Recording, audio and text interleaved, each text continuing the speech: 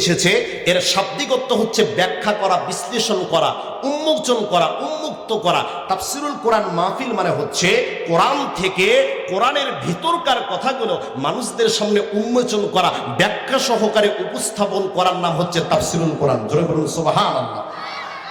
তাফসিরে মাযহারের নিয়ম অনুযায়ী যদি কোনো মুফাসসির তাফসির করে তাকে 5টা রুলস মানতে হবে। কয়টা? জোরে বলেন কয়টা? তাফসিরে মাযহারের নিয়ম অনুযায়ী যদি কোনো মুফাসসির তাফসির করতে চায় তাহলে তাকে 5টা নিয়ম মানতে হবে। নাম্বার 1, যে সূরা বা যে আয়াত তেলাওয়াত করবে এর সংক্ষিপ্ত পরিচয় সহ ওই আয়াতটা মানুষকে তেলাওয়াত করে শোনায় দিতে হবে। জোরে বলুন সুবহানাল্লাহ। 2 নম্বর যে সত্যটা লাগবে সেটা হলো যে আয়াত বা সূরা পড়বে ওই আয়াতের তরজমা এবং অনুবাদ করা লাগবে। নাম্বার 3 মাস্ট বি যেটা লাগবে সেটা হলো শানে নুজুল। যদি কোনো মুফাসসির সূরা তেলাওয়াত করে অথবা আয়াত তেলাওয়াত করে আর সেই আয়াতের যদি শানে নুজুল না বলে বুঝতে হবে ওখানে তাফসির হচ্ছে না। কথা বলেন ঠিক না ঠিক? এটা তাফসিরে মাযহারি 5টা নিয়ম বললেন। 3 নাম্বার মাস্ট বি যেটা লাগবে যে সূরা বা আয়াত তেলাওয়াত করা হবে এর শানে নুজুল মানুষকে শোনা দিতে হবে। 4 নাম্বার হচ্ছে আর বাস্তব ব্যাখ্যা, বাস্তব প্রেক্ষাপট মানুষকে বুঝিয়ে দিতে হবে। 5 নাম্বার শিক্ষা হলো এখান থেকে শিক্ষা গ্রহণ করে বাড়িতে যেতে হবে। চিৎকার করে বলুন না সুবহানাল্লাহ। এই 5টা দিক নির্দেশকের সামনে রেখে আমি যদি আপনাদের সামনে 20 থেকে 25 মিনিট আলোচনা করি না থাকবেন তো আপনারা? একটু জোরে বলেন থাকবেন তো আপনারা? ইনশাআল্লাহ আল্লাহ রাব্বুল আলামিন আমাদেরকে কবুল করুক। সকলে বলে আল্লাহুম্মা আমিন। আমি আপনাদের সামনে পবিত্র কোরআনুল কারীমের সূরা হুজরাত, এই সূরা হুজরাত থেকে একটি মাত্র আয়াতে কারিমা তেলাওয়াত করেছি। এই সূরা হুজরাতের ভিতরে আল্লাহ রাব্বুল আলামিন আমাদের জন্য কতগুলো ম্যানার শিক্ষা দিয়েছেন, আমাদের জন্য কতগুলো শিক্ষা নাজিল করে দিয়েছেন। লাগবে না, আমি চা খাই না। আমাদের জন্য কতগুলো শিক্ষা দিয়েছেন, এই শিক্ষাগুলো আমরা এক এক করে আলোচনা করব এবং তার ফাঁকে ফাঁকে মা বোনদের জন্য কিছু আলোচনা করা দরকার, যদিও তারা নাই এখন সরকার। কথা বলেন ঠিক না ঠিক? সরকার যদিও নাই তারপরও কিছু আজকে আলোচনা হবে। রাজি আছেন তো আপনারা? প্রাণের ভাইরা আমার, আলোচনা শুরুর পুরো মুহূর্ত দিয়া আমি আপনাদেরকে প্রশ্ন করতে চাই, এই যে কোরআনটা আল্লাহ নাজিল করলেন, এই কোরআন কাদের জন্য নাজিল করলেন? একটু বলেন, সবাই বলেন কাদের জন্য নাজিল করলেন? কেউ বলতেছেন মানুষদের জন্য, কেউ বলতেছেন মুমিনদের জন্য, কেউ বলতেছেন মুসলমানদের জন্য। দেখেন রাব্বুল আলামিন কি বলেন। রাব্বুল আলামিন ডাক দিয়ে বলেন, হাদা বায়ানুল লিন্নাসি ওয়া হুদাও ওয়া মাউইযাতুল লিল মুত্তাকিন। আল্লাহ রাব্বুল আলামিন বললেন, হাদা বায়ানুল লিন্নাস, এমন একটা বায়ান আমি আপনার জন্য নাজিল করে দিয়েছি, এমন একটা কোরআন আমি আপনার জন্য নাজিল করে দিয়েছি যে কোরআনটা শুধুমাত্র মুমিনদের জন্য নাজিল করেছি তা নয়, যে কোরআনটা শুধুমাত্র মুসলমানদের জন্য নাজিল করেছি তা নয়, যে কোরআনটা শুধুমাত্র ইহুদিদের জন্য নাজিল করেছি তা নয়, যে কোরআনটা শুধুমাত্র খ্রিস্টানদের জন্য নাজিল করেছি তা নয়। আল্লাহ রাব্বুল আলামিন বলেন, হাদা বায়ানুল লিন্নাস, এমন একটা বায়ান নাজিল করলাম গোটা পৃথিবীর ভিতরে যতগুলো মানুষ আছে সবগুলো মানুষের জন্যই আমি আল্লাহ রাব্বুল আলামিন কোরআনটা নাজিল করে দিয়েছি। প্রাণের ভাইরা আমার, এরপর আল্লাহ বলতেছেন ওয়া হুদাও ওয়া মাউইযাতুল লিল মুত্তাকিন, যারা আল্লাহ ভীরু হবে, যারা মুত্তাকি ব্যক্তি হবে তাদের জন্য কোরআনটা হচ্ছে হেদায়েত, তাদের জন্য কোরআনটা হচ্ছে উপদেশ। এই কোরআন মানবে যারা হেদায়েত পাবে, তারা আল্লাহর তৈরি জান্নাতে যাবে তারা। কথা ঠিক কিনা বলেন আপনারা? প্রাণের ভাইরা আমার, কোরআনের একটা আয়াত আরেকটা আয়াতের তাফসীর করে, কোরআনের একটা আরেকটা আয়াতের ব্যাখ্যা করে আল্লাহ রাব্বুল আলামিন এই হেদায়েত প্রসঙ্গে অন্য আয়াত কারিমার ভিতরে জানায়া দিচ্ছেন। আল্লাহ রাব্বুল আলামিন বলেন, আল্লাযীনা ইয়াসতামিউনাল কওলা ফায়াত্তাবিউনা আহসানাহু উলাইকাল্লাযীনা হাদাহুমুল্লাহ।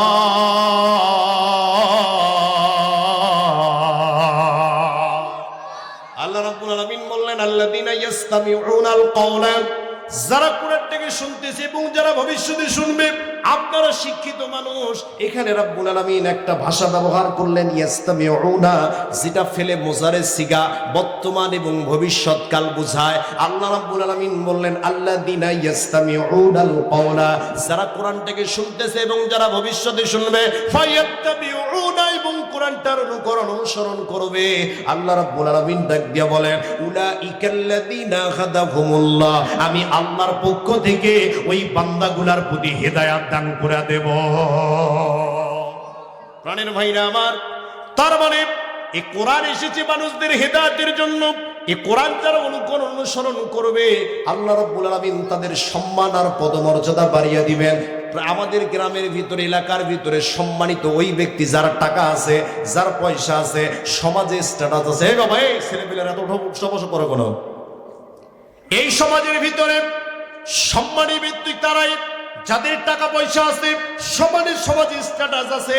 কিন্তু রাব্বুল আলামিন কোরআনুল কারীমের ভিতরে বলেন, যারা কোরআনটার সঙ্গে সম্পর্ক রাখবে, যারা কোরআনটাকে ভালোবাসবে, মহাব্বত করবে, আল্লাহ রাব্বুল আলামিন ডাক দিয়া বলেন, ওই ব্যক্তিগুলাকে আমি আল্লাহ রাব্বুল আলামিন কোরআনের সংস্পর্শে থাকার কারণে ওই ব্যক্তিগুলাকে আমি আল্লাহ রাব্বুল আলামিন সম্মানিত করে দেব। প্রাণের ভাইরা আমার, একটু খেয়াল করেন। আপনি বলতে পারেন, হুজুর তাহলে কোরআন এসেছে মানুষদের হেদায়েতের জন্য। ও হুজুর, তাহলে তো আমি সামাজিক মানুষ, সমাজে বসবাস করতে হয়। এই সমাজে বসবাস করার কারণে আমাকে সমাজনীতি মানতে হয়, আমাকে পৌরনীতি মানতে হয়, রাষ্ট্রবিজ্ঞান মানতে হয়, নির্বাচনে অংশগ্রহণ করতে হয়, রাজনীতি করতে হয়। ও হুজুর, বিশেষ কিছু নীতি মেনে আমাকে সমাজে থাকতে হয়। আপনি বলেন তো, এই কোরআনের ভিতরে কি এগুলা কিছু আছে নাকি? আল্লাহ রাব্বুল আলামিন কোরআনটাকে কি শুধু হেদায়েতের জন্য দিলেন না, এগুলো কোনো বিষয় আছে? আপনি যদি কোরআনের কাছে এই প্রশ্ন উপস্থাপন করেন, আমরা যদি কোরআনের কাছে এই বিষয়গুলো উপস্থাপন করি, কোরআন জানা দিচ্ছে সুন্দর করে। খেয়াল করেন, আল্লাহ রাব্বুল আলামিন বলছেন, ওয়া নাযালনা আলাইকাল কিতাবা তিবয়ানাল লিকুল্লি শাইইন ওয়া হুদাও ওয়া রাহমাতাও ওয়া বুশরা লিল মুসলিমিন।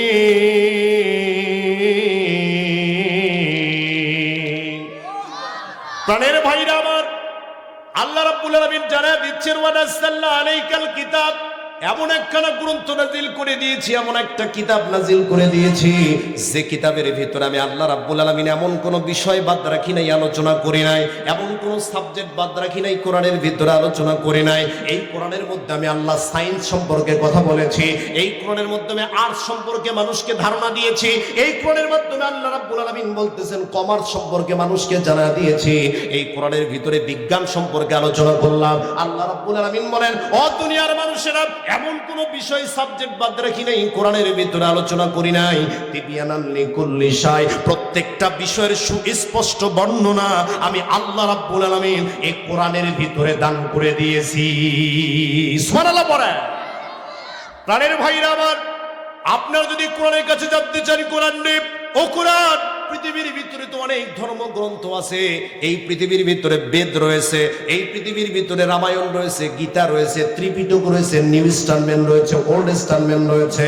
ও কোরআন, এই ধর্মগ্রন্থের প্রত্যেকটা ধর্মগ্রন্থের ভিতরে কোনো ভেজাল আছে, কোনো না কোনো ভুল আছে।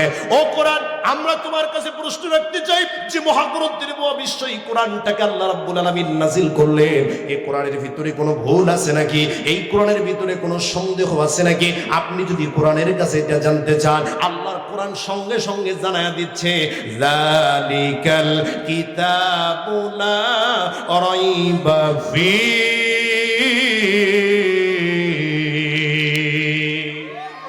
আল্লাহর কোরআন জানায়া দিচ্ছে, যালিকাল কিতাবু লা রাইবা ফীহি, ভুল তো দূরের কথা, এই কিতাবের ভিতর আমি আল্লাহ রাব্বুল আলামিন সন্দেহ করার মতো কোনো বিষয় রাখি নাই। সুবহানাল্লাহ পড়ে।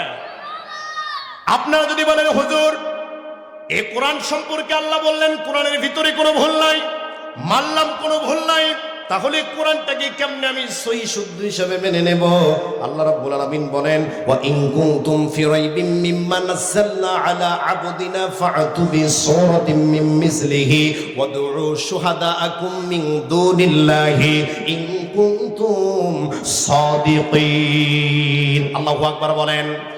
আপনি যদি কোরআনের ব্যাপারে সত্যতা জানতে চান, আল্লাহর কোরআন জানায়া দিচ্ছে, এই যে কোরআনটা নাজিল করলাম, যদি কোরআন নিয়ে তোমার মনের ভিতরে কোনো সন্দেহ থাকে, তাহলে এই কোরআনের মতো একটা কোরআন রচনা করে দেখাও। শুধুমাত্র রচনা করবা তা হবে না, এরপর আল্লাহ বললেন, ফাতু বিসূরাতিন মিন মিসলিহি, ছোট্ট একটা সূরার মতো একটা সূরা নাজিল করে দেখাও। আল্লাহ রাব্বুল আলামিন বলেন, ওয়াদউ শুহাদাকুম, আর এই কাজ করার জন্য যত সাহায্যকারী লাগে সব সাহায্যকারীকে একত্রিত করো ইন কুনতুম সাদিকিন, যদি তোমরা সত্যবাদী হও। আজকে কোরআন নাজিলের 1450-1500 বছর পার হয়ে গেল, আল্লাহর এই চ্যালেঞ্জের মোকাবেলা করার মতো পৃথিবীর ভিতরে কোনো শক্তি আজ পর্যন্ত হয় না। ঠিক কিনা বলেন? পারছে কেউ? এই পৃথিবীর মানুষ বিজ্ঞান নাজিল করলো, গোটা বিশ্বটাকে হাতের মধ্যে নিয়ে আসলো, এত কিছু যখন তৈরি করলো, কিন্তু আল্লাহর এই চ্যালেঞ্জের মোকাবেলা করতে পারলো না। আল্লাহ রাব্বুল আলামিন বলেন কিয়ামতের আগ পর্যন্ত এই চ্যালেঞ্জের মোকাবেলা করতে পারবে না, কারণ এই কোরআনটা আমি আল্লাহ রাব্বুল আলামিন নিজে নাজিল করে দিয়েছি। সুবহানাল্লাহ পড়ে। প্রাণের ভাইরা আমার, শুধুমাত্র তাই নয়, আপনি যদি কোরআনকে বলেন কোরআন নে, ও কোরআন তোমার পৃথিবীর বুকে প্রয়োজনটা কি, কোন কাজের কারণে তুমি আসলা, এই পৃথিবীর বুকে তোমার দরকারটা কি, যদি আপনি কোরআনকেই প্রশ্ন করেন, কোরআন জানায় দিচ্ছে কিতাবুন আনজালনাহু ইলাইকা লিতুখরিজান নাসা মিনাস সুলুমাতি ইলান নূর।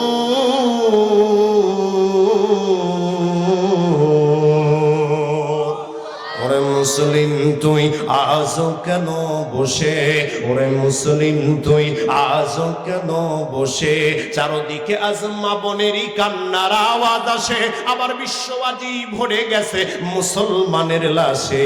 ওরে মুসলিম তুই আজও কেন বসে, চোখ কান বুঝে বোবার মতো থাকবি কতকাল, দুনিয়ার রং তামাশায় হইয়া মাতাল। আরে তোর চেহারায় বীর খালিদের, আরে তোর চেহারায় বীর ওমরের প্রতিচ্ছবি ভাসে। ওরে মুসলিম তুই আজও কেন বসে, ওরে মুসলিম তুই আজও কেন বসে, মসজিদের ওই কোনায় বসে তাসবিহ নিয়ে হাতে ভাবছো বসে আমি ছাড়াই আরে কে যাবে জান্নাতে। আরে তোর ওই সুফিগিরির দাম নেই কোনো, আরে তোর সুফিগিরির দাম নেই কোনো আল্লাহ তাআলার কাছে। ওরে মুসলিম তুই আজও কেন বসে, মুসলমান জোরে জোরে বলুন না মারহাবা। প্রাণের ভাইরা আমার, কোরআনকে যদি আপনি জিজ্ঞেস করেন, কোরআন তোমাকে কেন নাজিল করা হলো, এই পৃথিবীর বুকে তোমার প্রয়োজনটা কি, তোমার প্রয়োজন সম্পর্কে একটু আমাদেরকে জানায় দাও। কোরআন জানায় দিচ্ছে কিতাবুন আনসালনাহু ইলাইকা লিতুখরিজান নাসা মিনাস যুলুমাতি ইলান নূর, এই কিতাব এই জন্য নাজিল করেছি যাতে আপনি আপনার প্রতিপালকের নির্দেশ কর্মে যে মানুষগুলো অন্ধকারের দিকে চলে গেছে, যে মানুষগুলো পথভ্রষ্টতার দিকে চলে গেছে, যে মানুষগুলো সত্য ছেড়ে মিথ্যাকে গ্রহণ করেছে, ওই সত্যবাদী মানুষগুলো যাতে ওই মিথ্যার রাস্তা থেকে সত্য রাস্তায় আসতে পারে, বাতিলকে ছেড়ে হকের পথে আসতে পারে, অন্ধকার ছেড়ে আলোর দিকে আসতে পারে। এই আলোর দিকে নিয়ে আসার জন্যই আমি আল্লাহ রাব্বুল আলামিন এই কোরআনটা নাজিল করে দিয়েছি। সুবহানাল্লাহ পড়ে। প্রাণের ভাইরা আমার, আপনাদের কি খারাপ লাগতেছে নাকি? আমি মূল আলোচনায় যাচ্ছি, একটু ওয়েট করেন। প্রাণের ভাইরা আমার, এমন ভাবে আপনি কোরআনকে যে বিষয়ে জানতে যাবেন, কোরআন সেই বিষয়ের উত্তর দিয়ে দিচ্ছে। এবার আপনি বলেন হুজুর, তাহলে বর্তমান সমসাময়িক একটা বিষয় নেতা নিয়ে খুব আলোচনা হচ্ছে, কথা বলেন ঠিক না ঠিক? নেতাদের যন্ত্রণার সহ্য করা যায় না, ঘরে নেতা বাইরে নেতা, সব জায়গায় খালি নেতার নেতা। আমি তো মনে করি গত 17 বছরে যদি বাংলাদেশ থেকে নেতা এক্সপোর্ট আর ইম্পোর্ট করে বাহিরের দেশে পাঠানোর ব্যবস্থা থাকতো, বাংলাদেশ নাম্বার 1 হতো। কথা বলেন ঠিক কিনা? এই বাংলাদেশে গত 17 বছরে নেতার অভাব ছিল না, ছোট নেতা, পার্টি নেতা, খাটো নেতা, হাই রেহাই নেতা। ওয়াজ করতে যাবেন হুজুর, একটু দেখে শুনে ওয়াজ করবেন, এলাকা কিন্তু আমার, কথা কন না কেবারে, এলাকা কিন্তু আমার, হুজুর একটু দেখে শুনে ওয়াজ করবেন। শুধুমাত্র তাই নয়, আবার তারা আমাদেরকে ওয়াজ শিখাচ্ছে, মুফাসসিরদেরকে ডাক দিয়া বলতেছেন হুজুর নামাজের কথা বলতে পারেন না, ও হুজুর রোজার কথা বলতে পারেন না, পর্দা নিয়ে ওয়াজ করতে পারেন না, জান্নাত জাহান্নামের বয়ান করতে পারেন না, ও হুজুর রাজনীতি নিয়ে আলোচনা করেন কেন, রাজনীতির কথা বলেন কেন, হুজুররা কেন রাজনীতি করবে? হুজুররা রাজনীতি করবে না ভালো কথা, কিন্তু সমাজের ভিতরে দুর্নীতি আর অনিয়ম, রাহাজানি, খুন যখন চলবে, এদেশের আলেম ওলামাদের দায়িত্ব হলো এই রাহাজানি, খুন আর দুর্নীতির বিরুদ্ধে আলোচনা করা। এই চেয়ার কোনো বক্তার চেয়ার নয়, মসজিদের যে খতিব সাহেব খুতবা দেয় ওই মেম্বার মসজিদের ওই খতিবের বাবার নয়, সভাপতির নয়, কমিটির নয়, এই খতিবের চেয়ার হচ্ছে আল্লাহর নবীর চেয়ার। কতক্ষণ টাকা আপনারা এই চেয়ার থেকে যদি হক কথা না বলা হয়, এই চেয়ার থেকে যদি কোরআনের কথাগুলো গোপন করা হয়, মারা যাবার সাথে সাথে আল্লাহ ধরে ফেলবে। যে বক্তা তোমাকে নির্দেশ করেছিলাম কোরআনের কথা বলার জন্য, এমন মেধা দান করেছিলাম যে মেধার কারণে লাখ লাখ মানুষ, হাজার হাজার মানুষ একটাকে তোমার দিকে তাকিয়ে ওয়াজ শুনছিল, কিন্তু তুমি আয়াত গোপন করেছো। ফাহাদা উমিরবিহি, নাকের ভরে হাসরাতে হাসরাতে আলেমকে জাহান্নামের ভিতরে নিক্ষেপ করে দাও। জোরে বলুন নাউজুবিল্লাহ।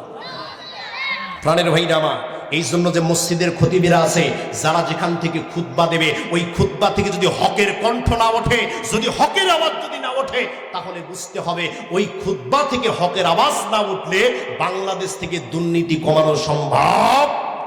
তাসলিমা নাসরিন মন্তব্য করেছিল, যখন সে আল্লাহর নবীকে নিয়ে ব্যঙ্গ মন্তব্য করলো, ইসলামকে নিয়ে কথা বলল, ওবায়দুল্লাহ সাহেবের নেতৃত্বে সারা বাংলাদেশে যখন এই খুতবার মেম্বার থেকে একযোগে ইমামেরা কথা বলল, একযোগে ইমামেরা বিরোধিতা করলো, তাসলিমা নাসরিন রাতের অন্ধকারে বোরকা পরে ভারতে পালিয়ে যেতে বাধ্য হয়েছিল। কথা বলেন ঠিক না ব্যাঠি? আজকে স্বাধীনতার বয়স পেরিয়ে 54 আর 55 বছর আমরা পা দিলাম। এই 54-55 বছরে চুরি কমলো না, দুর্নীতি কমলো না, রাহাজানি কমলো না, খুন কমলো না, ধর্ষণ কমলো না। প্রাণের ভাইরা আমার, যদি কোনো সোরের ইসলামিক আইন মতো বাইতুল মুকাররমের সামনে গিয়ে যদি কোনো এমপি, যদি কোনো মন্ত্রীর চুরির বিরুদ্ধে রায় পাওয়ার পরে ওই এমপি মন্ত্রীকে বাইতুল মুকাররমের সামনে নিয়ে গিয়ে হাতটা কেটে দেওয়া হতো ইসলামিক আইন মতো, আমি মনে করি 54 বছর লাগবে না, 54 মিনিটে সারা বাংলাদেশে চুরি বন্ধ হয়ে যেত। কথা বলেন ঠিক না ভাই? 54 বছর লাগবে না ধর্ষণ কমাতে, জেনা কমাতে 55 বছর লাগবে না। জেনাকারকে, শুধুমাত্র একটা জেনাকারকে যদি বাইতুল মুকাররমের সামনে নিয়ে গিয়ে ইসলামিক আইন মতো বিচার করা হতো, সারা বাংলাদেশে 55 মিনিটে ইফটিজিং কমে যেত। কথা বলেন ঠিক না ভাই? প্রাণীর ভাইরা আমার, খারাপ লাগতেছে আপনাদের? তাহলে যদি আপনি কোরআনকে বলেন কোরআন নেই, ও কোরআন তোমার ভিতরে কি নেতা নিয়ে আলোচনা আছে নাকি?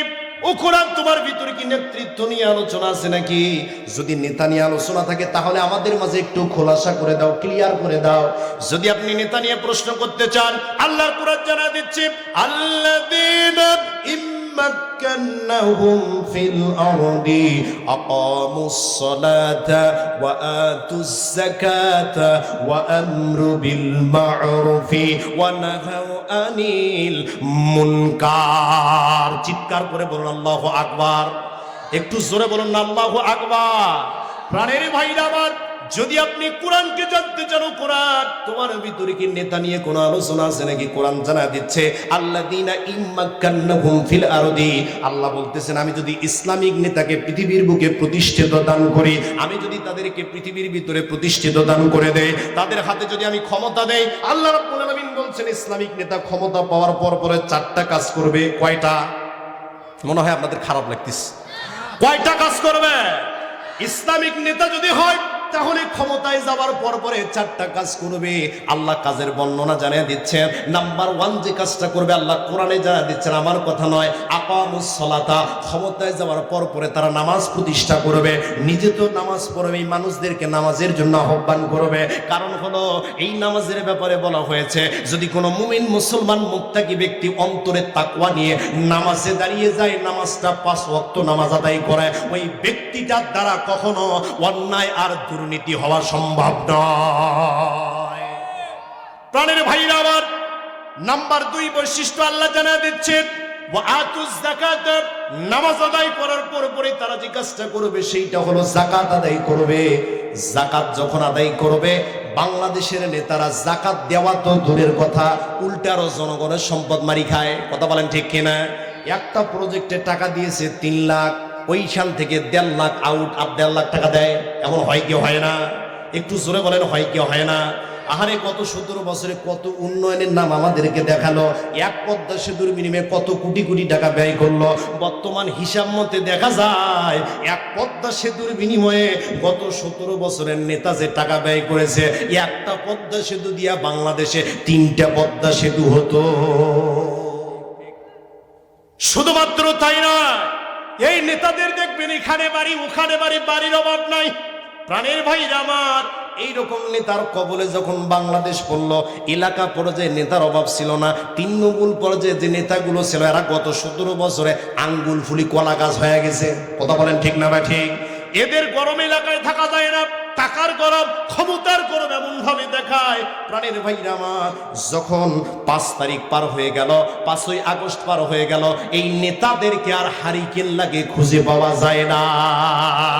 এলাকার এমপি সাহেব পালিয়ে বেড়াচ্ছ কেন? এলাকার নেতা সাহেব পালিয়ে বেড়াচ্ছ কেন? শুনেছি দুদুকের খাতায় তোমার নাম, হায়রে শুনেছি দুদুকের খাতায় তোমার নাম। আগে কি সুন্দর দিন কাটাইতাম আমরা, আগে কি সুন্দর দিন কাটাইতাম। নেতা বলতেছে বর্ষাকাল আইতো কি যে ভালো লাগতো, রিলিফের মাল পাইয়া আনন্দ করতাম। বর্ষাকাল আইতো কি যে ভালো লাগতো, রিলিফের মাল পাইয়া আনন্দ করতাম। কিছু মাল বিলায়া ভিডিও করিয়া, কিছু মাল বিলায়া ভিডিও করিয়া, বাকি মাল দিয়াই আমার গুদাম ভরাইতাম। হায়রে বাকি মাল দিয়াই আমার পেটটা ভরাইতাম। আগে কি সুন্দর দিন কাটাইতাম আমরা, আগে কি সুন্দর দিন কাটাইতাম। ঠিক জোরে বলেন ঠিক। ভোট আসে ভোট যায়, বছরটা বদলায়, আমি সরকার ঠিকই থাকি হায়। ভোট আসে ভোট যায়, বছরটা বদলায়, আমি এমপি সাহেব ঠিকই থাকি হায়। ভোটেছে দল বড়, দলেছে পেট বড়, ভোটেছে দল বড়, দলেছে পেট বড়, তাই তো এ দল ও দল ডিগবাজি খাইতাম। হায়রে তাই তো এ দল ও দল ডিগবাজি খাইতাম। আগে কি সুন্দর দিন কাটাইতাম আমরা, আগে কি সুন্দর দিন কাটাইতাম। মুসলমান আওয়াজ দিয়ে কথা বলেন ঠিক না ব্যাঠে? তাহলে নেতাদের অবস্থা যদি এই হয়, তাহলে কর্মীর অবস্থা কি হবে? কথা বলেন নাকি আপনারা? নেতা যদি ভালো হয় তাহলে কর্মী ভালো হয়ে যাবে, নেতা যদি ভালো হয় তাহলে এলাকার 3 নম্বর পর্যায়ের কর্মীরাও ভালো হয়ে যাবে। আল্লাহ বলতেছেন 2 নম্বর বৈশিষ্ট্য ওয়া আতুজ যাকাতা, তারা যাকাত প্রদান করবে। 3 নম্বর বৈশিষ্ট্য আল্লাহ জানায় দিলেন ওয়া আমরু বিল মা'রুফি, তারা মানুষকে ভালো কাজের আদেশ দিবে, ভালো কাজ করার জন্য বলবে। 4 নম্বর বৈশিষ্ট্য ওয়া নাহাওয়ানিল মুনকার, শুধুমাত্র ভালো কাজ করার জন্য বলবে তা নয়, তারা মানুষকে অন্যায় এবং অশ্লীল কাজ থেকে বিরত রাখার চেষ্টা করবে। আর নেতারা তো অন্যায় অশ্লীল কাজ থেকে বের করা দূরের কথা, উল্টে ওরা আরো নারী নিয়ে রিসোর্টে ধরা খায়। কথা বলেন নাকি আপনারা? কত নেতারদের লিঙ্ক ভাইরাল হলো, আল্লাহ সে কথার নাই বলি। কথা বলেন নাকি আপনারা? এই যে নেতারা মানুষকে যে নেতৃত্ব দিবে সে যদি নিজেই ঠিক না হয়, তাহলে কর্মীকে কেমনে ঠিক করবে? প্রাণের ভাইরা আমার, এই জন্য আমরা যদি ঠিক হতে চাই, ওই রাষ্ট্র ঠিক করতে হলে আমাদের প্রথমে নেতা ঠিক করতে হবে। প্রাণের ভাইরা আমার, নেতার বৈশিষ্ট্য, নেতা কেমন হওয়া দরকার একটু খেয়াল করেন। সাইয়েদুনা ওমর ইবনুল খাত্তাব রাদিয়াল্লাহু তাআলা আনহু, ইসলামিক জাহানের দ্বিতীয় খলিফা, আল্লাহর নবীর সাহাবী সাইয়েদুনা ওমর ইবনুল খাত্তাব রাদিয়াল্লাহু তাআলা আনহু হিমসের প্রশাসক নিযুক্ত করলেন সাইদ ইবনে জুজাইম রাদিয়াল্লাহু তাআলা আনহুকে। হিমসের প্রশাসক যখন নিযুক্ত করলেন, নিযুক্ত করার পরে, গভর্নর নিযুক্ত করার পরে কিছুদিন পরে অবস্থা অডিট করার জন্য আল্লাহর নবীর সাহাবী ওমর রাদিয়াল্লাহু তাআলা আনহু হিমসে চলে গেলেন। যাওয়ার পর বললেন, ও হিমসবাসীরা, আজ থেকে কয়েক মাস পূর্বে তোমাদের কাছে একজন নেতা পাঠিয়েছিলাম, যাকে আমি গভর্নর হিসেবে নিযুক্ত করেছি। এই গভর্নর কি তোমাদেরকে ইসলামিক আইন মতো, ইসলামিক পথ মতো চলাফেরা করে নাকি? সে কি তোমাদের ভালো মন্দ দেখে নাকি? তার বিরুদ্ধে কি তোমাদের কাছে কোনো অভিযোগ আছে নাকি? এবার হিমসবাসীরা একযোগে ডাক দিয়ে বলতেছে না, আমিরুল মুমিনিন হযরত ওমর, ওই হিমসবাসীরা ডাক দিয়ে বলতেছে আমাদের নেতার বিরুদ্ধে একটা নয়, দুইটা নয়, 4টা অভিযোগ আমরা আপনার কাছে করতে চাই। আল্লাহু আকবার বলেন। কয়টা অভিযোগ করতে চাই? একটু জোরে বলেন। 4টা অভিযোগ করতে চাই।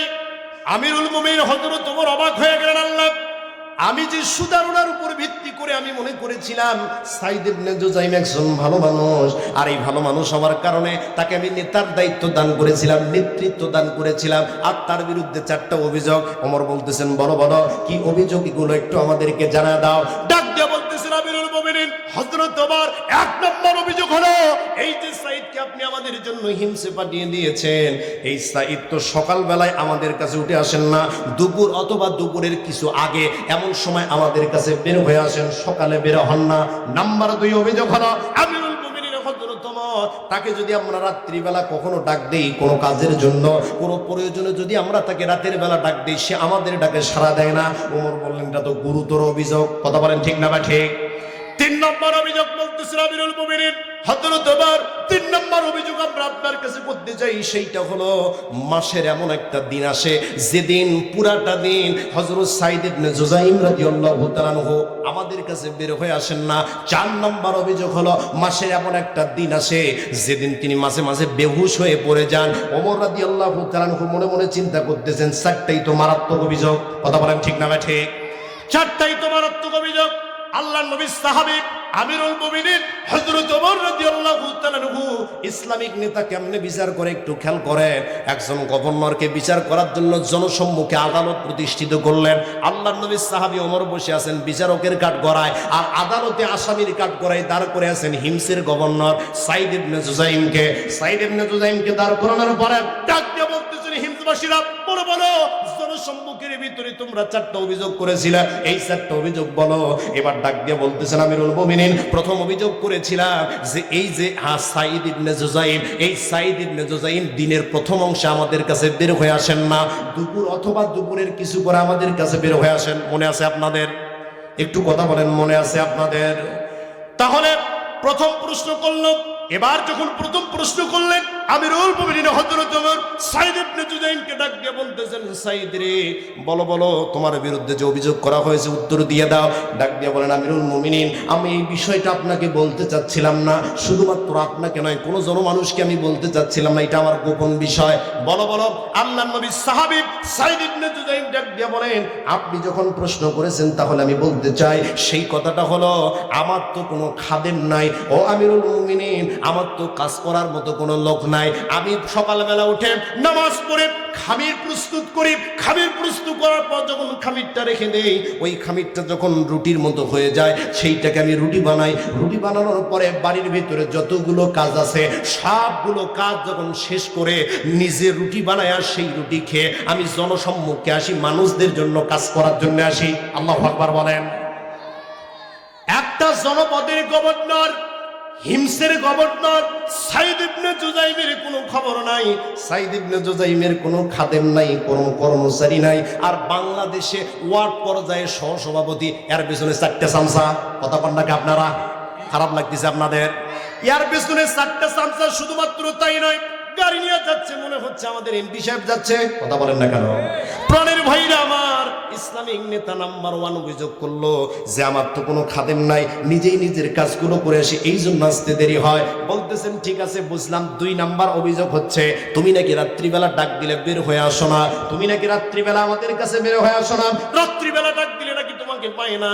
এবার ডাক দিয়ে বলতেছেন আমিরুল মুমিনিন হযরত ওমর, এই বিষয়টা আমি বলতে চাচ্ছিলাম না, কিন্তু আপনি যখন আমাকে প্রশ্ন করেছেন আমাকে বলতেই হবে। ডাক দিয়ে বলতেছেন কেন বের হয়ে আসি না আপনি জানেন? বলে কেন বের হয়ে আসো না? বলে দিনের বেলা আমি মানুষের কাজ করার জন্য নিজেকে নিযুক্ত করেছি, আর রাতের বেলা আল্লাহর জন্য আমি নিজেকে নিযুক্ত করে দিয়েছি। দিনের বেলা মানুষের কাজ করব, রাতের বেলা আল্লাহর উদ্দেশ্য সালাত আদায় করব, কারণ আল্লাহ রাব্বুল আলামিন বলেন ফাতাহাজ্জাদ বিহি নাফিলাতাল লাকা আইয়াবআসাকা রাব্বুকা মাকামা মাহমুদা।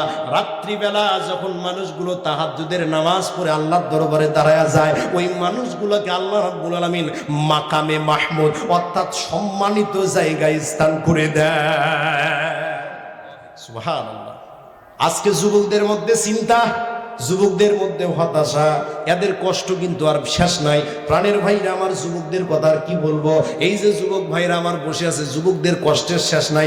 আপনি ফেসবুকে ঢোকেন, এদের কষ্ট দেখলে আর এদের ফেসবুক ক্যাপশন দেখলে, ফেসবুক স্টোরি দেখলে নিজের কষ্ট লাগে। কথা বলেন নাকি আপনারা?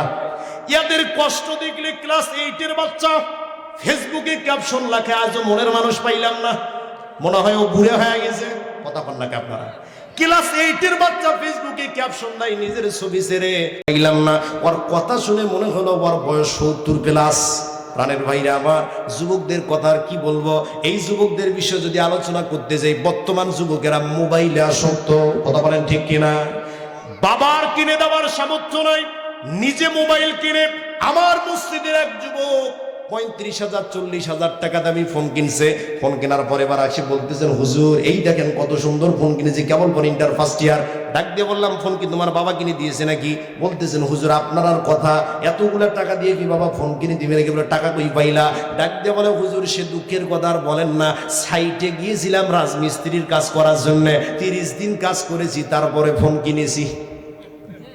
প্রাণের ভাইরা আমার, শুধুমাত্র তাই নয়, বাবা যদি কাজ করার জন্য ডাকে, ও বলে আমার সময় নাই। কথা বলেন না কেন? একটা প্রাইভেট পড়ে না, 3টা প্রাইভেটের টাকা বাড়ি থেকে নেয়, এমন যুবক আছে না নাই? প্রাণের ভাইরা আমার, এই যে মোবাইল এরা কেনে, মোবাইল দিয়ে এদের কাজটা কি? মোবাইল দিয়ে এদের কোনো কাজ নাই।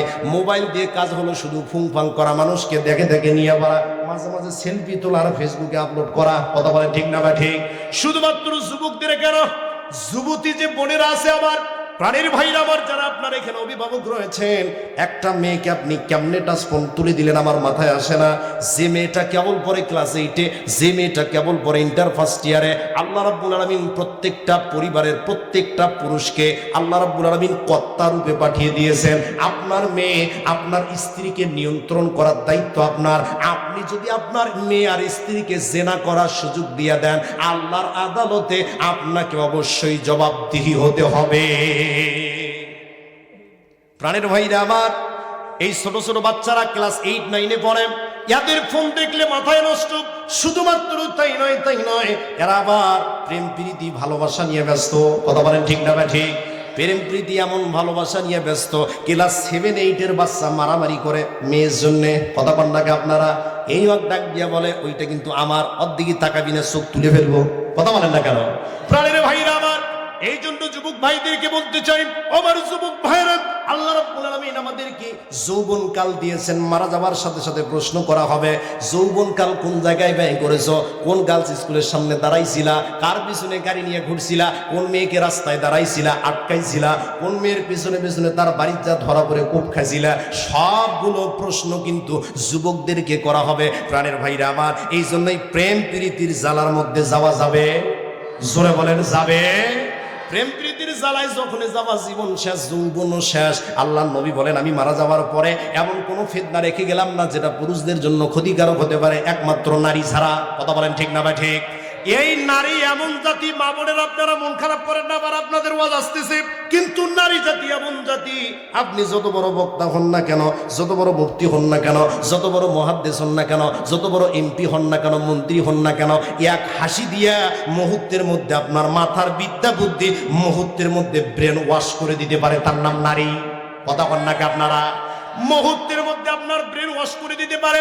এই নারীর জন্য কত যুবক নিজের জীবনকে উৎসর্গ করলো। আরে প্রাণের ভাইরা আমার, এই মেয়ের জন্য কত যুবক নিজের জীবনটাকে শেষ করে দিল, মাতকা শক্ত হয়ে গেল। ওই যে একটার সাথে লাইন মারছে, ওরা যখন বিয়ে হয়ে যায়, এই খালি সিগারেট টানে। কথা বলেন নাকি আপনারা?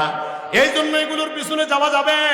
প্রেম প্রীতির জ্বালা, মোবাইলের মেহালা, প্রেম প্রীতির জ্বালা, মোবাইলের মেহালা। এখন আর চিঠি লেখা লাগে না, হায়রে এখন আর চিঠি লেখা লাগে না। মোবাইল ফোন আসিল, কি দোলাহা লাগিল, ফজরের ঘুম তো মাইয়ার ভাঙে না। হায়রে মোবাইল ফোন আসিল, কি দোলাহা লাগিল, ফজরের ঘুম তো বাবার ভাঙে না। কথা বলেন ঠিক না বা ঠিক? পোলায় সারা রাতে জাগিয়া ফোনে কথা বলিয়া, মাইয়া সারা রাতে জাগিয়া ফোনে কথা বলিয়া, পড়াশোনা মাইয়ার ভালো লাগে না। হায়রে পড়াশোনা বাবার ভালো লাগে না। মোবাইল ফোন আসিল, কি দোলাহা লাগিল, ফজরের ঘুম তো মাইয়ার ভাঙে না। জোরে জোরে কথা বলেন ঠিক না বা ঠিক? আলোচনা কি চলবে? একটু জোরে বলেন না কেন চলবে? প্রাণের ভাইরা আমার খেয়াল করেন, 2 নম্বর প্রশ্ন ছিলাম, মনে আছে তো আপনাদের? নাহলে প্রেম প্রীতিতে সব হারে ফেলেন। 2 নম্বর প্রশ্নতে ছিলাম, ইয়ার আমিরুল মুমিনিন, আমি তাহাজ্জুদের সালাত আদায় করি রাত্রিবেলা, আল্লাহর জন্য রাতকে নির্দিষ্ট করে নিয়েছি। ডাক দিয়া বলেন, সাইদ রে বুঝলাম 3 নাম্বার অভিযোগ তারা করেছে, তুমি নাকি দিনের মাসের ভিতরে একটা দিন তাদের সামনে বের হয়ে আসো না। ও সাইদ রে, একটু বলো তো তোমার এই ব্যাপারে আসলে তুমি কি বলতে চাও? ডাক দিয়া বলেন, আমিরুল মুমিনিন হযরত ওমর, আমার যে জামাটা আপনি দেখতে দেখতে পাচ্ছেন এই জামাটা ব্যতীত আমার আর কোনো পোশাক নাই, এই জামাটাকে আমি প্রতিদিন ধুই, প্রতিদিন আমার শুকানো লাগে। শুধুমাত্র তাই নয়, আমার বাড়ির ভিতরে কোনো খাদম নাই, কোনো চাকর নাই, যে কাজ করে দিবে আমার আমিরুল মুমিনিন হযরত ওমর, মাসের ভিতরে আমার বাড়ির সব কাজগুলো একদিন সুন্দরভাবে সম্পন্ন করা লাগে। যে কাজটা করার জন্য আমার একটু সময় লাগে, ওই কাজগুলো যখন করে আমার পোশাকটা আমি ধুয়ে নেড়ে দেই, ধুয়ে যখন রোদে শুকাতে দেই, ওই পোশাক শুকানোর পরে পোশাকটা পরে আমি জনসম্মুখে বের হয়ে আসি। আমিরুল মুমিনিন হযরত ওমর এবার মনে মনে আল্লাহর দরবারে প্রশংসা করতেছেন, আল্লাহ, আমি যে সুধারণার উপর ভিত্তি করে হিমসের প্রশাসক নিযুক্ত করেছিলাম, নেতা নির্বাচন করেছিলাম, আসলে সেই নেতা দুনিয়ার পেছনে ঘোরে না, সেই নেতা আল্লাহ এবং আল্লাহ রাসূলের পথেই চলে। 4 নম্বর অভিযোগের কথা কি শুনবেন? একটু জোরে বলেন না কেন, শুনবেন?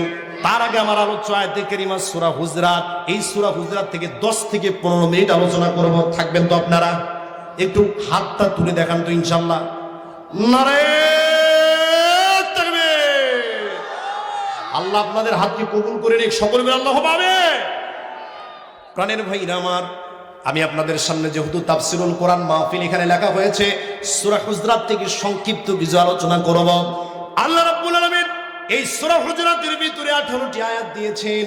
এই সূরা হুজরাতটা মাশহুর উলামায়ে কেরামের মতে এই সূরাটা মদিনায় অবতীর্ণ হয়েছে, অর্থাৎ আল্লাহর নবীর হিজরতের পরে সূরা। প্রাণের ভাইরা, আবার এই সূরার ভিতরে আল্লাহ রাব্বুল আলামিন মানব জাতিকে 7 থেকে 8টা শিক্ষা দান করেছেন। এই শিক্ষাগুলো সংক্ষিপ্ত করে আমরা আলোচনা করব, শুনবেন তো ইনশাআল্লাহ? প্রাণের ভাইরা, আবার এই সূরার ভিতরে আল্লাহ রাব্বুল আলামিন বলছেন, ইয়া আইয়ুহাল্লাযীনা আমানু লা তুকদ্দিমু বাইনা ইয়াদাইল্লাহি ওয়া রাসূলিহি ওয়াত্তাকুল্লাহা ইন্নাল্লাহা সামিউন আলীম।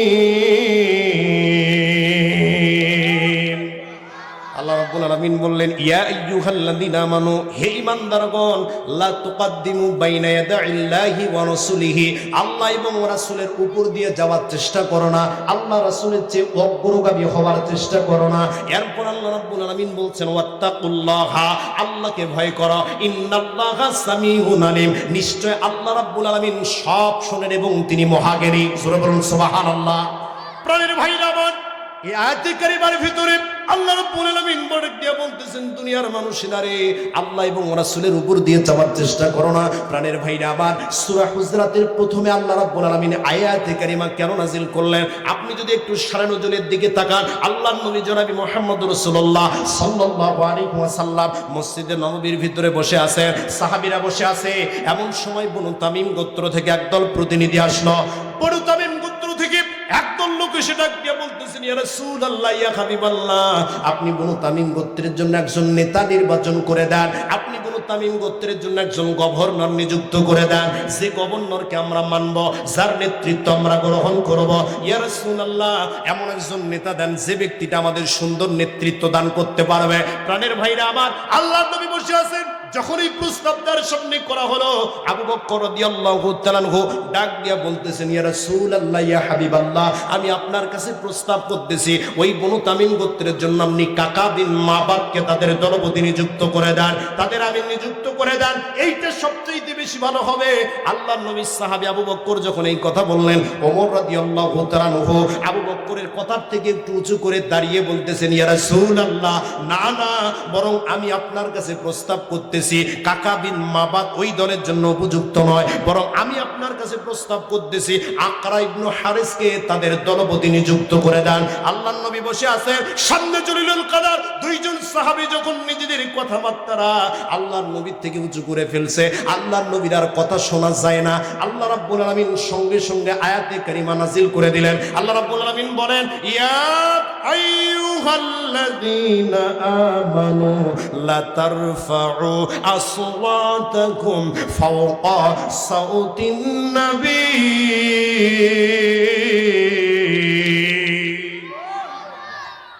আল্লাহ আল্লাহ রাব্বুল আলামিন আয়াতে কারিমা নাযিল করলেন, ইয়া আইয়ুহাল্লাযীনা আমানু, হে ঈমানদারগণ, লা তারফাউ আসওয়াতাকুম ফাওকা সাউতিন নবী। আমার নবী যে জায়গার ভিতরে থাকে, আমার রাসূল যে জায়গার ভিতরে থাকে, ওই জায়গায় যেন তোমাদের বক্তব্য, তোমাদের কথাবার্তা আল্লাহর নবীর উপরে চলে না যায়। যদি তোমাদের বক্তব্য, তোমাদের কথা আল্লাহর নবীর উপরে চলে যায়, তাহলে কি হবে? আল্লাহ রাব্বুল আলামিন 2 নাম্বার আয়াতে কারিমার শেষের দিকে জানায় দিচ্ছেন, আনতাহবাতা আমালুকুম ওয়া আনতুম লা তাশউরুন। তোমাদের সব আমলগুলো আল্লাহ রাব্বুল আলামিন নষ্ট করে দিবেন, অথচ তোমরা টেরই পাবে না। নাউযুবিল্লাহ পড়া। প্রাণের ভাইরা আমার, কত বড় কথা! এই আয়াতের তাফসীরের দিকে খেয়াল করেন। এখানে রাব্বুল আলামিন কোন ভাষা ব্যবহার করলেন? ইয়া আইয়ুহাল্লাযীনা আমানু, ও আমার আদরের ঈমানদারেরা। ঈমানদার কোন দুইজনকে টার্গেট করতেছেন খেয়াল করেন। আপনি যদি পৃথিবীতে আল্লাহর নবীর পরে এই পৃথিবীর বুকে ঈমানদারদের একটা লিস্ট উপস্থাপন করেন, এই লিস্টের ভিতরে নাম্বার 1 যার নাম থাকবে তিনি হলেন হযরত আবু বকর। কথা বলেন ঠিক কিনা? 2 নম্বরে হলো হযরত ওমর। আল্লাহ কোন ভাষা ব্যবহার করতেছেন? আল্লাহ রাব্বুল আলামিন ডাক দিয়ে বলেন, ইয়া আইয়ুহাল্লাযীনা আমানু, ও আমার আদরের ঈমানদারেরা, খবরদার খবরদার, আমার নবীর উপর দিয়ে যেন তোমাদের বক্তব্য না চলে যায়, আমার নবীর উপর দিয়ে যেন তোমাদের কথা না চলে যায়। যদি তোমাদের কথাগুলো চলে যায়, জান্নাতের টিকিট প্রাপ্ত হয়েছে তো কি হয়েছে? আল্লাহর নবীর আদরের সাহাবী হয়েছে তো কি হয়েছে? আল্লাহর নবীর খুব কাছের লোক হয়েছে তো কি হয়েছে? এই আল্লাহর নবীর উপরে কথা চলে যাওয়ার কারণে জান্নাতের টিকিট পাওয়ার পরেও তোমাদের আমলগুলো আমি আল্লাহ রাব্বুল আলামিন নষ্ট করে দেব, শেষ করে দেব। কিয়ামতের আদালতে এসে দেখবা তোমাদের আমলের খাতায় আর কিছুই নাই। আল্লাহু আকবার বলে। তাহলে উত্তরায়িত কারিমা থেকে শিক্ষা নেন। শুধুমাত্র আলোচনা শুনলে হবে না, এখানে আপনারা আলোচনা শুনেছেন, এখান থেকে কিছু বাড়ি নিয়ে যেতে হবে। কথা বলেন ঠিক না ঠিক? প্রাণের ভাইরা আমার, শিক্ষা হলো আল্লাহ রাব্বুল আলামিন অত্রায়াতে কারিমায় হযরত আবু বকর আর ওমরকে ছাড় দিলেন না, সেই হিসেবে তো আমরা কিছুই না। কথা বলেন না কেন? অত্রায়াতে আল্লাহ হযরত আবু বকর ওমরকে ছাড় দিলেন না, সেই হিসেবে কিছুই না। তার মানে হলো আপনার কাছে যখন রাসূলের সুন্নতের কথা বলা হবে, আপনার কাছে যখন কোরআনের কথা বলা হবে, আল্লাহর নবীর কথা বলা হবে, আপনার সঙ্গে সঙ্গে স্টপ হয়ে যেতে হবে, আপনার সঙ্গে সঙ্গে থেমে যেতে হবে। আল্লাহর নবীর বক্তব্যের উপরে আপনার কোনো বক্তব্য দেওয়া চলবে? আপনি মানতে পারেন না, এটা আপনার ব্যর্থতা। কথা বলেন ঠিক কিনা? আল্লাহর নবীর সুন্নত আপনাকে বলা হচ্ছে, আপনি মানতে পারেন না, এটা আপনার ব্যর্থতা, কিন্তু আপনাকে স্বীকার করে নিতে হবে এটাই আমার রাসূলের সুন্নত, এর উপরে আমার কোনো বক্তব্য, এর উপরে আমার কোনো কথা বলা চলবে? বাড়ির ভাইরা আমার খেয়াল করেন। তাহলে এই আয়াত কারিমা নাযিল করে আল্লাহ রাব্বুল আলামিন জানায় দিচ্ছেন, সামনে সূরা হুজরাতের ভিতরে যে শিক্ষাগুলো আসতেছে, 7টা শিক্ষা আলোচনা করব, শুনবেন তো আপনারা। সামনে যে শিক্ষাগুলো আসতেছে, এইগুলোর উপরে কোনো মুসলমানের কোনো বক্তৃতা দেওয়া চলবে না, কোনো কথা বলা চলবে না। প্রাণের ভাইরা আমার, একটু খেয়াল করেন। আল্লাহ রাব্বুল আলামিন প্রথম যে শিক্ষা আমাদের জন্য জানিয়ে দিচ্ছেন, সেটা হলো ফাতাবাইয়ানু। সূরা হুজরাতের প্রথম শিক্ষা আল্লাহ রাব্বুল আলামিন জানিয়ে দিচ্ছেন ফাতাবাইয়ানু, মানে হলো ইনভেস্টিগেট, তদন্ত করা, অনুসন্ধান করা। আল্লাহ রাব্বুল আলামিন বলেন, ইয়া আইয়ুহাল্লাযীনা আমানু ইন জাআকুম ফাসিকুন বিনাবাইন ফাতাবাইয়ানু। আল্লাহ রাব্বুল আলামিন বলেন, হে ঈমানদারগণ, ইয়া আইয়ুহাল্লাযীনা আমানু, যখন হে ঈমানদারগণ, যখন তোমাদের কাছে কোনো ফাসিক, যখন তোমাদের কাছে কোনো দুষ্কৃতকারী কোনো সংবাদ নিয়ে আসে, তোমাদের কাছে যখন কোনো সংবাদ নিয়ে আসে, অথবা তোমাদের কাছে যখন কোনো বক্তব্য দেয়, এই সংবাদটা শোনার পরে সঙ্গে সঙ্গে সেইটা প্রচার করো না, কার কথা প্রচার করো না। আল্লাহ বলতেছেন ফাতাবাইয়ানু, সংবাদটা শোনার পরে এই সংবাদের সুষ্ঠু তদন্ত করো, অনুসন্ধান করো, যে সংবাদটা আমার কাছে আসলো এটা সত্য না মিথ্যা। প্রাণের ভাইরা আমার, রাসূল সাল্লাল্লাহু আলাইহি ওয়াসাল্লাম বলেন, একজন ব্যক্তির মৃত্যু হওয়ার জন্য এতটুকুই যথেষ্ট, সে যা শোনে তাই প্রচার করে। কথা বলেন ঠিক কিনা? মা বোনদের মধ্যে আলোচনাটা খুব বেশি, মা বোনদের মধ্যে এই গুণটা সবচাইতে বেশি। একজন একজনের কাছ থেকে শুনেছে, বুবু কি হয়েছে, বলো ওই জায়গায় এই কাজ হয়েছে। এই বুবু আর যাচাই বাছাই নাই, বুবু এখন এই কথা তামান এলাকা, সব এলাকা ছায়ার করে দেয়। কথা পান না আপনারা? ইয়াতে ওই ব্যক্তির মানে থাকলেই কি আর গেলেই কি, বুবুরে ডার দেখার চিন্তা ভাবনা নাই যে সংবাদটা আসলে সত্য কিনা।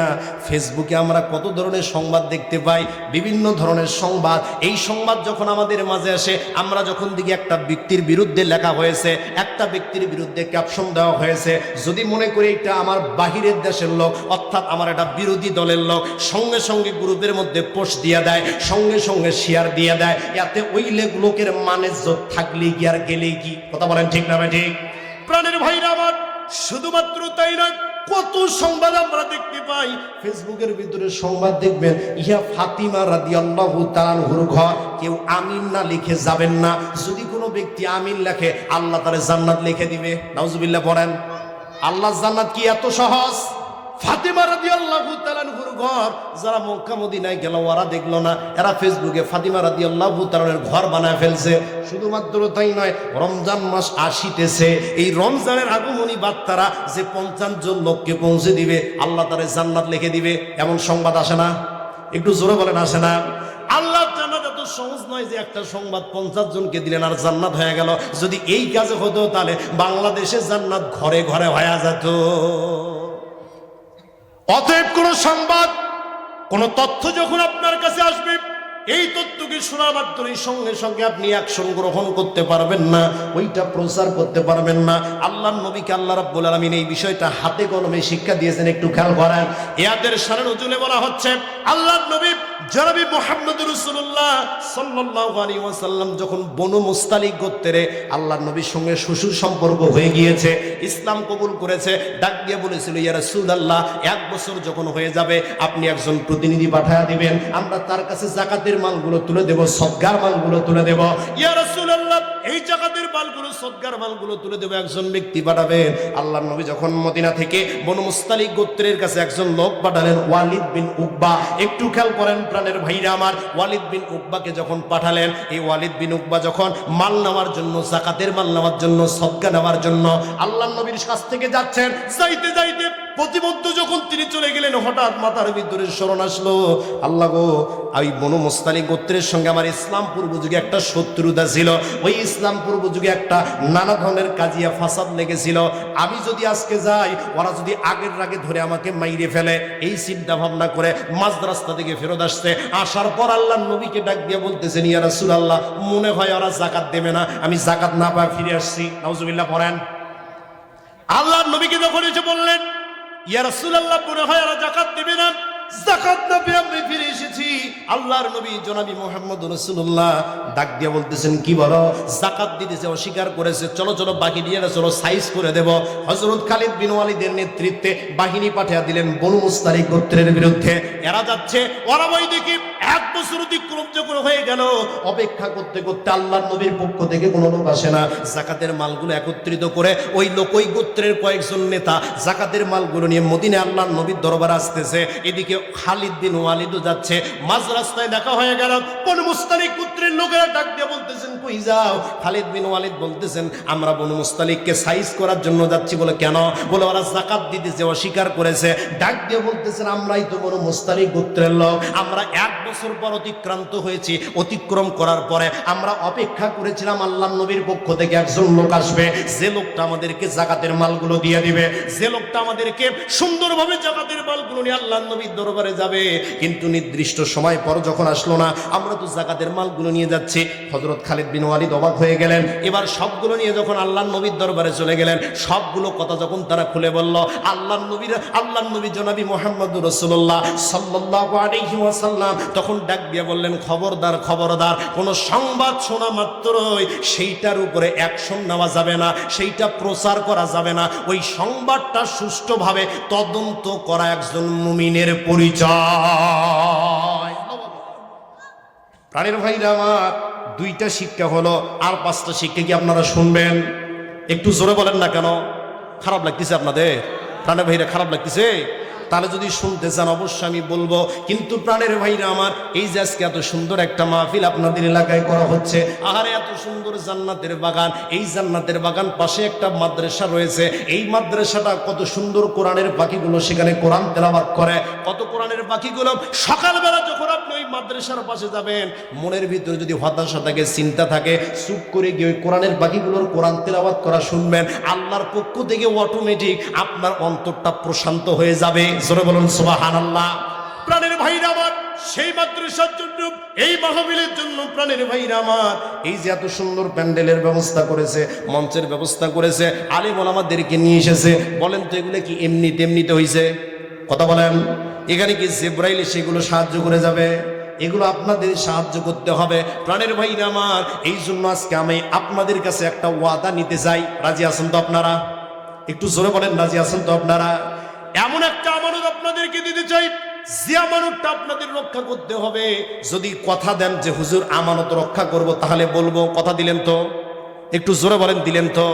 সেই আমানতটা হলো কোরআনের আমানত। অর্থাৎ আমি যতক্ষণ পর্যন্ত 10 মিনিট 20 মিনিট আলোচনা করব, একটা লোক উঠতে পারবেন না। রাজি আছেন তো ইনশাআল্লাহ? একটু জোরে বলেন না, রাজি আছেন তো ইনশাআল্লাহ? প্রাণের ভাইরা আমার, কোরআনের আমানত দিয়ে দিলাম। যদি কোনো ব্যক্তি আমানত খেয়ানত করে, তাকে বলা হয় মুনাফিক। প্রাণের ভাইরা আমার, এই জন্য আমি 5টা শিক্ষা অবশ্যই আপনাদের সংক্ষিপ্ত আলোচনার মাধ্যমে শোনা দেবো। যেহেতু তাফসিরুল কোরআন মাহফিল, সংক্ষিপ্ত তাফসির করব। তার আগে দেখতে চাই এই মাহফিলের জন্য, এই প্যান্ডেলের জন্য, মাদ্রাসার জন্য কোন ভাই আছেন? আমি 10টা ভাইকে দেখতে চাই 10,000 করে টাকা দান করবেন। প্রাণের ভাইরা আমার, কত টাকা কত জায়গায় চলে যায়। আহারে, কত মানুষ টাকা ইনকাম করে কিন্তু টাকার ভোগ দিতে পারে না। কথা বলেন ঠিক কিনা? একটা মানুষ সুন্দর বাড়ি করেছে, সুন্দর ঘর করেছে, এই সুন্দর ঘর করার পরে দেখবেন লোকটা যখন মারা যায়, আমার নিজের একটা দেখা ঘটনা একটু বলি আপনাদেরকে। আমি পাখেরা বাইতুল ফারা কেন্দ্র জামে মসজিদের খতিব, ওখানে ইমামতি করি। আমার মসজিদ থেকে পাশে হরিপুর একটা লোক ছিল, অনেক টাকার মালিক, যে কোনোভাবে হোক টাকা ইনকাম করছে। টাকা ইনকাম করার পরে বাড়ি করেছে, 5টা রুম করেছে, এত সুন্দর বাড়ি, টাইলস করেছে, রং করেছে। রং করার পর আমাকেও দাওয়াত দিয়েছে। হুজুর আমার মসজিদে গিয়ে বলে এসেছে, হুজুর আমি আপনার আলোচনা শুনি, অবশ্যই শুক্রবারের নামাজের পরে আপনি আমার বাড়িতে আসবেন, মিলাদ করবো, তারপরে বাড়িতে উঠবো। সব লোককে দাওয়াত দেওয়া শেষ। আগের দিন রাত্রিবেলা সুন্দর করে সবগুলো খরচ করা শেষ হয়ে গিয়েছে। প্রাণের ভাইরা আমার, যুবক মানুষ, কেবল 30 থেকে 35 বছর বয়স হবে। পরের দিন যখন সকালবেলা মানুষদেরকে দাওয়াত করে খাওয়াবে, রাতের বেলায় লোকটা স্ট্রোক করে মারা গেছে। সুন্দর বাড়িগুলো পড়ে আছে, সবগুলো প্রস্তুত, এখন শুধুমাত্র বিলাদ মাহফিল করে দোয়া নিয়ে ঘরের মধ্যে উঠবে। প্রাণের ভাইরা আমার, পরের দিন যখন নামাজ পড় গেলাম তার বাড়িতে, নামাজ পড় যাওয়ার পর দেখতে পেলাম ওই লাশটাকে খাটলি দিয়ে করে ওই ঘরের ভিতরে ঘোরানো হচ্ছে। ডাক দিয়ে বললাম, কি অবস্থা? এই অবস্থা কেন? বলতেছে, হুজুর ঘরে তো ভোগ দিতে পারলো না, লাশটাকে নিয়ে ঘর দিয়ে বের করা হচ্ছে। একটা বিষয় চিন্তা করেন প্রাণের ভাইরা আমার, কত কষ্ট করে এই বাড়িটা করলো, টাইলস ফিটিং করলো, কিন্তু বাড়িটাতে একটা রাত থাকার মতো সুযোগ হলো না। কথা বলেন ঠিক কিনা? প্রাণের ভাইরা আমার, এই জন্য নিজ হাত দিয়ে যারা দান করবে, এই দান কিয়ামতের আদালতে আপনাদের পক্ষে সাক্ষ্য দেবে, এই দান আপনাদের পক্ষ থাকবে। আমি দেখতে চাই কোন ভাইটা আমার প্রথম আছেন যে হুজুর আমি 10,000 টাকা দিয়ে এই মাদ্রাসাকে সাহায্য করব, সহযোগিতা করব। ও হুজুর আমি প্রথম দোয়াটা নেব। কোন ভাই আছেন আমার? একটু হাতটা দেখা দেন। প্রাণের ভাইরা আমার, 10,000 টাকা কিন্তু খুব বড় বিষয় না। আমি দেখতে পাচ্ছি আপনারা এখানে এমন অনেক মানুষ রয়েছেন, অনেক টাকা দিতে পারেন। প্রাণের ভাইরা আমার, একটু খেয়াল করেন। আমি কিন্তু অবশ্যই 5টা শিক্ষা আলোচনা করব। তার আগে আমি দেখতে চাই কোন ভাই আমার আছেন 10,000 টাকা। একটা লোক আপনি বের হয়ে যান। প্রাণের ভাইরা আমার, আমি তার জন্য দোয়া করে দেব। হুজুর দেখেন, আমার মোহাম্মদ খাজা মন্ডল লেখেন, দেখেন 10,000 টাকা। নারায়ে তাকবীর, লিল্লাহি তাকবীর। প্রাণের ভাইরা আমার, আমার একজন সম্মানিত আঙ্কেল, নাম হলো খাজা মন্ডল, উদেখালি বাসা। উনি 10,000 টাকা আমাদের মাদ্রাসার জন্য দান করেছে। আল্লাহ তার দানকে কবুল করুক, সকলে বলে আল্লাহুম্মা আমিন। ও প্রাণের ভাইরা আমার, এই যে দান করলেন, এই দানটা করলে কি ফজিলত জানার দরকার আছে না নাই? একটু শোনা দেন প্রাণের ভাইরা আমার, একটু শোনেন, একটু শোনেন, খেয়াল করেন। আল্লাহর নবী জনাবি মুহাম্মদুর রাসূলুল্লাহ বলতেছেন, দান করলে মানুষকে কয়েকটা দিক থেকে বেড়ে দেওয়া হয়। নাম্বার হলো, দান হলে মানুষের হায়াতটাকে, নেক হায়াতটাকে বৃদ্ধি করা হয়। জোরে বলেন সুবহানাল্লাহ।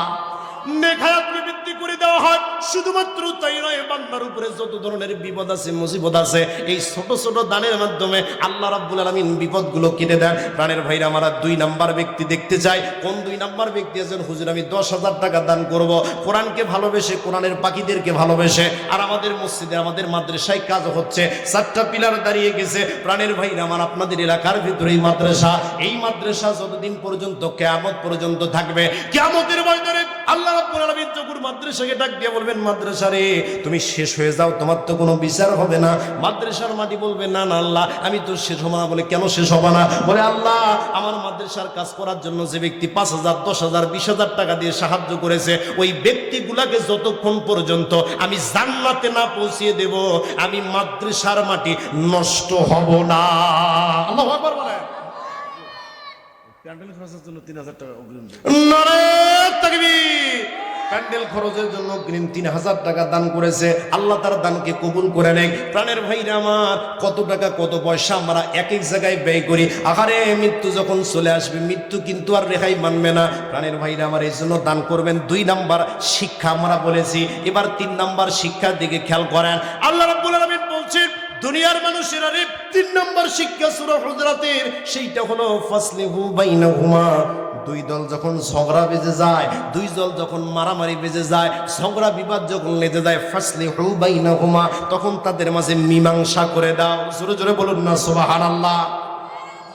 গ্রামের ভিতরে যখন ঝগড়া বাজে, শাশুড়ি আর শাশুড়ি, অর্থাৎ ছেলের বউ আর শাশুড়ির মাঝে, অনেক মহিলা আছে সেখানে 3rd পারসন ব্যক্তি হয়া ঝগড়াকার উস্কানিমূলক বক্তব্য দেয়। সেখানে যে বক্তব্য দেওয়ার কারণে শাশুড়ির ভিতরেও জোশ চলে আসে, এদিকে ছেলের বউয়ের শরীরেও জোশ চলে আসে। আগে ছিল তর্ক, উস্কানিমূলক বক্তব্য দেওয়ার কারণে মারামারি লাগি যায়। কথা বল না আপনারা?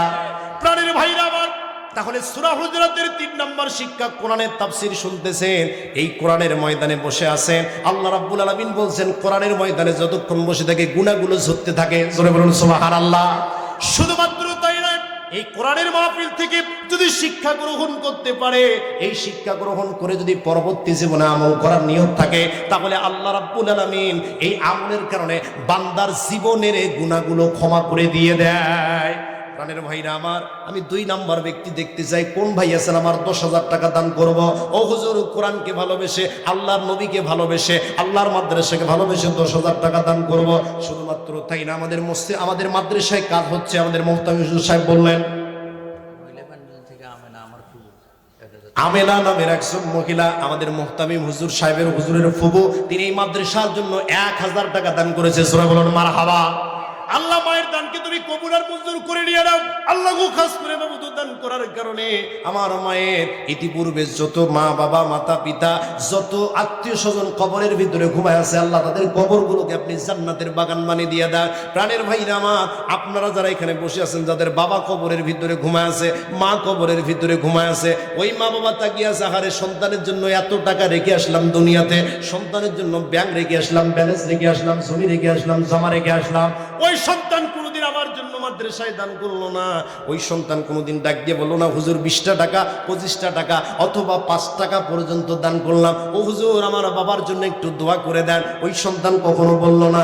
আপনার মাতা পিতা তাকিয়ে আছে। প্রাণের ভাইরা আমার, কোন ভাই আছেন যে হুজুর মসজিদের কাজ হচ্ছে সিমেন্ট দান করব, ও হুজুর মসজিদের কাজ হচ্ছে, মাদ্রাসার কাজ হচ্ছে কোরআনের পাখিদের জন্য, এই মাদ্রাসাতে আমি 5,000 টাকা দান করব, 10,000 টাকা দান করব। কোন ভাই আছেন আমি দেখতে চাই। প্রাণের ভাইরা আমার, এই দুনিয়ার যে টাকা পয়সা, দুনিয়ার যে ধন সম্পদ, মা বোনদের মাঝে লোক পাঠায় দিয়া দেন। মা বোনেরা যারা আপনারা 1,000, 2,000, 5,000, 10,000 টাকা দান করবেন, আমি জানি এই দিকের মা বোনেরা খুবই দানশীল। কথা বলেন ঠিক না ঠিক?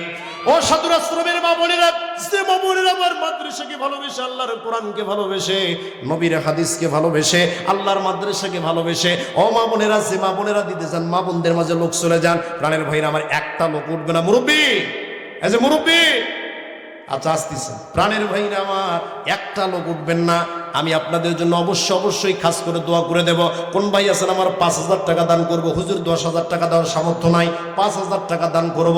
এই মাদ্রাসাকে ভালোবেসে মাদ্রাসার জন্য 5,000 টাকা দান করব, 10,000 টাকা দান করব, 2,000 টাকা দান করব, 1,000 টাকা দান করব।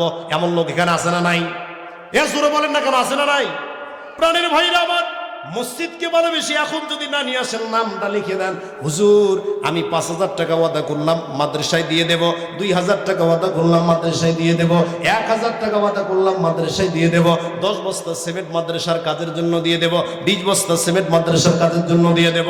প্রাণের ভাইরা আমার, অবশ্যই অবশ্যই আমি সূরা হুজরাতের শিক্ষাগুলো আপনাদের সম্মুখে আলোচনা করব। রাজি আছেন তো আপনারা? একটু জোরে বলেন না কেন, রাজি আছেন তো আপনারা? তাহলে 3 নম্বর শিক্ষা আলোচনা করেছিলাম।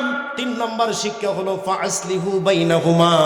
আমি যখন 2টা গোত্রের মাঝে অথবা 2টা ব্যক্তির মাঝে ঝগড়া লেগে যায়, বিবাদ লেগে যায়, মীমাংসা করার জন্য তখন তাদের মাঝে কি করো? ফাসলিহু বাইনাহুমা, তাদের মাঝে মীমাংসা করে দাও। ওই কাজটাকে আর তোমরা বড় করার চেষ্টা করো না। প্রাণের ভাইরা আমার,